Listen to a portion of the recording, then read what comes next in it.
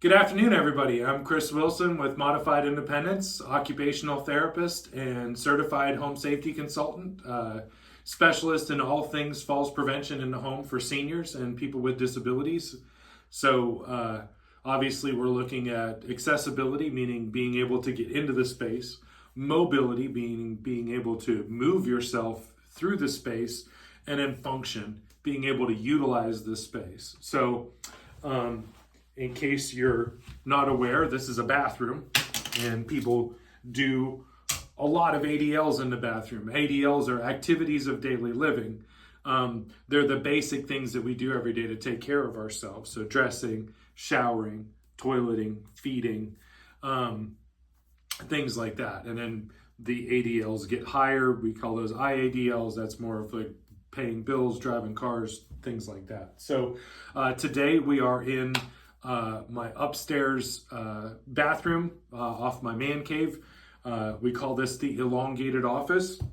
I'm sitting on an elongated bowl toilet, and I have a wonderful opportunity today to highlight a piece of equipment that I've been able to recommend, and that's this thing behind me. It's called the Wander Pole. This by Stander. It's an amazing gadget. That really replaces the necessity for drilling holes in the wall to put in a grab bar, and I really like it because it's movable. In the video, you'll be able to see there's a round base plate. I have tile floors and then drywall ceiling. So up at the top there is the footprint for that.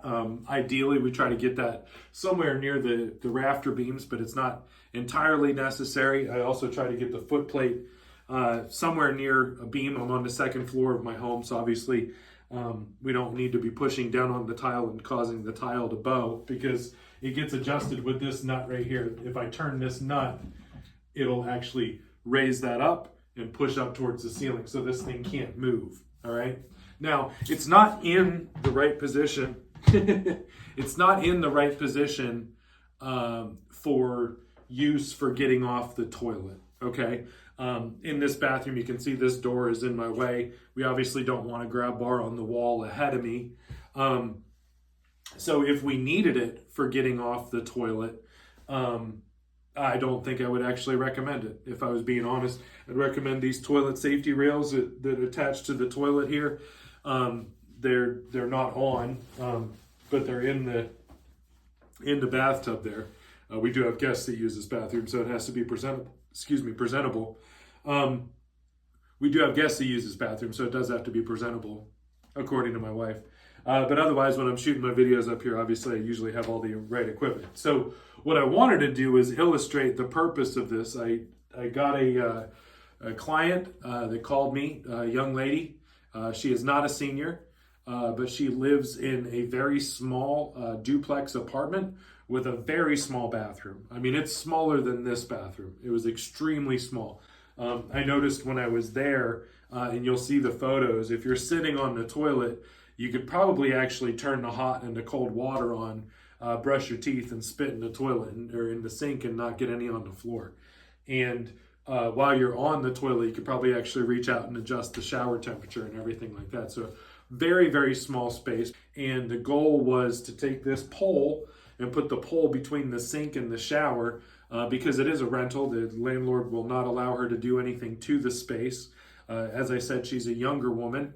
And so we don't really have any, obviously ADA can't make the guy make the apartment accessible. The ADA is the government's bare minimum of standards for you to be able to access a business.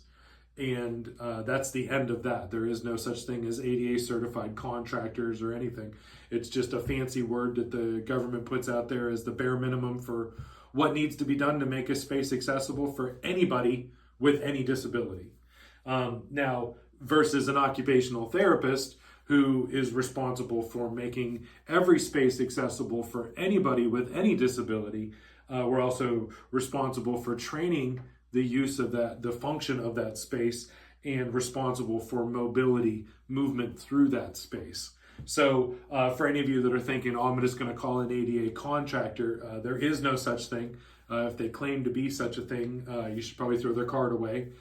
because they're lying to you, and they're not going to address your concerns from a medical standpoint and understand exactly what's going on with you, as well as an occupational therapist is going to do. And I don't swing a hammer. I don't. So when something does need to be, a wall needs to be knocked out or a tub needs to be taken out or whatever, I'm going to recommend you to somebody who can actually do that. And in some cases, it may be those same contractors that you're thinking about calling, but they just don't have a blueprint for what should be done to make your space accessible for you. So this young lady, I tell you all of that because this young lady went to her landlord and said, I need ADA accessibility. And he said no. And he was well within his rights to do that. She signed a lease. So she lives there. He doesn't have to do anything. So then she went to the city and she was like, I need ADA accessibility. And they said, no, we can't help you. She went to several other places. She called contractors and everything like that. Nobody was able to help her. But she called the right person finally, spoke to me. And I was like, hey, let me look at your space and I'll make some recommendations for you. So it turns out that this pole was donated to me, given to me by a lady who it was recommended for her husband. She never liked it. Her husband used it a couple of times, and when they were done with it in their space, they were done with it. So she gave it to me, and I've had it in my garage, and I figure, well, when the opportunity is right, I'm going to find the person, and I'm going to give it to him. So I'm actually going to deliver it tomorrow. I do not do the setup, but I am going to get it to her home, and then her husband, who is mechanically inclined, can figure out how to put it together and put it up. I mean, it's all over YouTube and everything like that. So it's very basic. Round plate here at the bottom, foamy handle here in the middle, pipe going to the ceiling with another tension rod type situation in the middle that expands and contracts and moves everything so it's pushing against the floor and the ceiling. So you might get a better look at it here if I move the shower curtain out of the way. So yes, I still do have all of the other equipment that we've demonstrated here, but the nice thing about this is it's like I said, it's portable. It can be placed anywhere.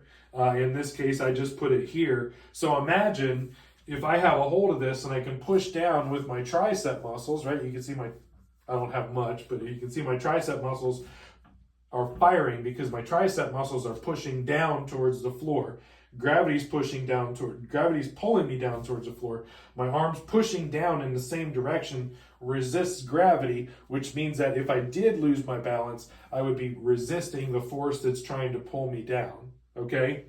So if I'm holding on to this and I lift one foot up, then I have 3 points of contact, okay? It's very important. We as therapists, we talk to our patients about this all the time. 3 points of contact is better than 2. Right? Right now I have 2 points of contact. There's only 2 things holding me up right now. That's my feet pushing into the floor, extending my knees, extending my hips, extending my back, and holding me up. Okay? Now, as soon as I do that, now I have 3 points of contact. As soon as I do this, I have 4 points of contact. Now I have 3.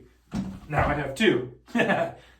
So you can get the idea, right? So if we have 3 points of contact when we're stepping over into this tub, we are slightly safer than if we were just walking around on dry ground. So by having a hold of this and pushing down, I can then unweight my left foot and put it into the tub. Now, even if my foot goes out from underneath me, I can transfer my weight to my right foot, push down with my arms, and resist that force. Okay? Getting in, if I wanted to bring that other foot in, then I would still have 3 points of contact. Getting back out, obviously, we'd consider some sort of non-slip mat, some sort of epoxy coating or something like that to increase the coefficient of friction on the outside. You can even do the same thing on the inside of the tub. If you have questions about anything that I just said about coefficient of friction, that means that we need to be in your house and we can connect you with the people in the community that can make your tub so it's non-slip, okay? So again, bringing the other foot out, there we go. I had 3 points of contact. Now I've got 4 points of contact. Now I've got 2 points of contact. The whole time, it's about resisting the force of gravity, okay? So a bar on the wall, if I'm holding out there, I'm not resisting any kind of gravity. I'm just holding on to a bar, which basically keeps me from going forward or backward, but I can't push down on it in order to resist gravity. That's why I don't typically recommend grab bars. If you need something for stability to keep you from falling and dying in the bathtub, then the best thing to do is to just get a transfer bench sit down, slide over, take your shower, and then you walk away without any injuries. But in this case, obviously, in this young lady's case, we're talking about a step-in shower. The transfer bench isn't going to work for her because of the small footprint of the bathroom, and because of the fact that it's a step-in shower instead of a tub. We don't have any way to keep that water from going out to the floor. So in this case, the transfer pole is going to be perfect for her, because when they're done with that lease and she plans on leaving, as long as she lives and doesn't kill herself trying to get into the shower, then she can take the pole with her, and it's hers. I mean, it was given to me, and then I'm blessed enough to be able to give it to her. So they're going to be able to assemble this, put this into their apartment, keep her safe, and then when it's time to leave, they can leave, and they can move to another place, and they can take their transfer pole with them. All right? So that's just a quick crash course. I wanted to show off this piece of equipment. I don't know when I'm going to get another one again. I typically don't buy stuff because people find stuff all the time and give it to me and figure that I'll find a good home for it. So in this case, very, very fortunate. I mean, it literally came from an elderly couple, and it's going to a young lady who is the same age as me. So, yeah, I'm very happy about that. And hopefully this has been useful information to you. I don't recommend bars very often, but in this case, it was the only way that we were going to be able to make her space safe. So very thankful that I've been able to bring this to her tomorrow and also show you guys this really cool piece of equipment. So all the information, all the links are going to be down below. And if you have any questions, you can always reach out to us, www.callbeforemomfalls.com, modified-independence.com, callbeforedadfalls.com, MIE, Mike Indigo Echo .house. You can reach out to me, Chris, at callbeforemomfalls.com, or you can even give me a call, 904-710-8571. In many cases, our assessments are billable under insurance. In her case, she was on Medicaid, so I wasn't able to bill her insurance, but she knew how important it was that she had to be safe, and she was willing to pay me privately. And it was a very small amount. It was actually cheaper than if she went out and bought one of these things. So she's got an assessment from a professional, and she's getting a standard pole in the long run. So I think she's getting pretty good value for that. So if there's anything that we can do to help you or a family member, make sure you reach out to us, and we'll explain the particulars to you, and we'll get out to your house and help you get set up. That way you remain safe in your home. Your kids don't have to take time off of work. You don't have to take time off of work to come visit mom or dad while they're in the hospital or rehab or whatever. So we can help people of all ages, and most of the time when we're helping one person, we're helping about 5 or 6 other people too that don't have to worry about them. So if y'all have any questions, feel free to reach out anytime. Otherwise, go check out the standard pole if you think it's going to be appropriate for you. If you're not sure, that's when you call us and we can help you get started. All right? Y'all have a great day. Be safe. Call before mom falls. Thank you.